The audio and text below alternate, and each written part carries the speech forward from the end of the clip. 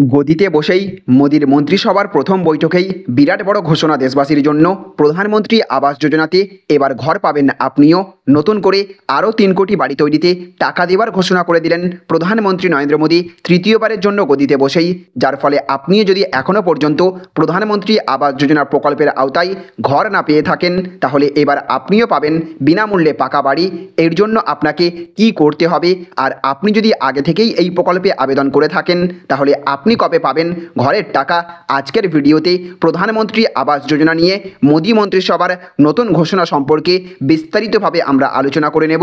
আর তার আগে আপনাদের কাছে করব ছোট্ট একটা রিকোয়েস্ট, আমাদের ভিডিও আপনাদের ভালো লেগে থাকলে অবশ্যই ভিডিওটিতে একটা লাইক করবেন এবং জনস্বার্থে এই ভিডিওটিকে প্রচুর পরিমাণে শেয়ার করে দেবেন। তো দেখুন, এখানে বলা হচ্ছে প্রধানমন্ত্রী আবাস যোজনা 3 কোটি বাড়ি তৈরিতে টাকা দেবে, কারা পাবেন জানুন।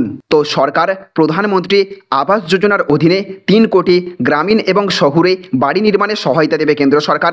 2015-16 সাল থেকে যোগ্য গ্রামীণ এবং শহুরে পরিবারগুলিকে মৌলিক সুযোগ সুবিধা সহ ঘর তৈরির জন্য সহায়তা দেওয়ার জন্য প্রধানমন্ত্রী আবাস যোজনা বাস্তবায়ন করা হয়েছে। গত 10 বছরে আবাসন প্রকল্পের অধীনে যোগ্য দরিদ্র পরিবারের জন্য মোট 4,21,00,000 বাড়ি তৈরি করা হয়েছে। প্রকল্পের অধীনে নির্মিত সমস্ত বাড়িগুলি কেন্দ্রীয় সরকার এবং রাজ্য সরকারের অন্যান্য প্রকল্পগুলির সঙ্গে একত্রিত হওয়ার মাধ্যমে অন্যান্য মৌলিক সুবিধাগুলি যেমন গৃহস্থলীর টয়লেট, এলপিজি সংযোগ, বিদ্যুৎ সংযোগ, কার্যকরী গৃহস্থলীর ট্যাপ সংযোগ সহ ইত্যাদি দেওয়া হয়। আজ মন্ত্রিসভার বৈঠকে যোগ্য পরিবারের সংখ্যা বৃদ্ধির ফলে প্রয়োজনীয়তা মেটাতে আরও 3 কোটি অতিরিক্ত গ্রামীণ এবং শহুরে পরিবারকে বাড়ি নির্মাণে সহায়তা দেওয়ার সিদ্ধান্ত নেওয়া হয়েছে মোদী সরকারের পক্ষ থেকে। তাহলে ফ্রেন্ডস, বুঝতে পারলেন, প্রধানমন্ত্রী নরেন্দ্র মোদী তৃতীয়বারের জন্য গদিতে বসেই মন্ত্রিসভার প্রথম বৈঠকেই আরও নতুন করে 3 কোটি বিনামূল্যে পাকা বাড়ি দেওয়ার ঘোষণা করলেন, যার ফলে গোটা দেশবাসী আরও কিছুটা উপকৃত হবেন।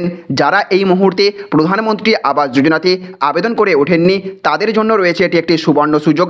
তো ফ্রেন্ডস, আপনি কি প্রধানমন্ত্রী আবাস যোজনা প্রকল্পে ইতিমধ্যেই আবেদন করেছেন?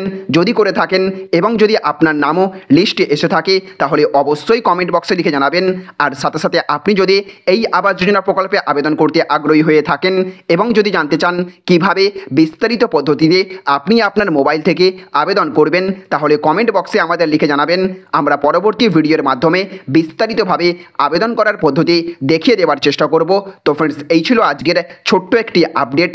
যদি ভিডিওটি আপনাদের ভালো লেগে থাকে, তাহলে অবশ্যই ভিডিওটিতে একটা লাইক করবেন এবং জনস্বার্থে ভিডিওটিকে প্রচুর পরিমাণে শেয়ার করবেন। ভালো থাকবেন, সুস্থ থাকবেন। Thank you friends, thank you for watching.